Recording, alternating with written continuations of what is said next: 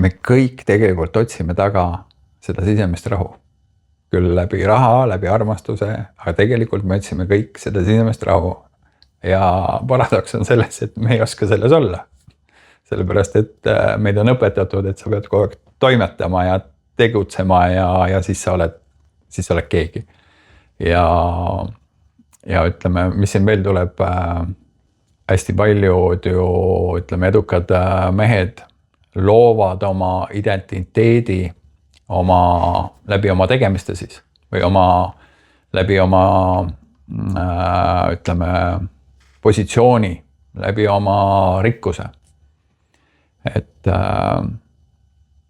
Ja sellepärast ongi see kogu aeg aetakse nagu midagi taga.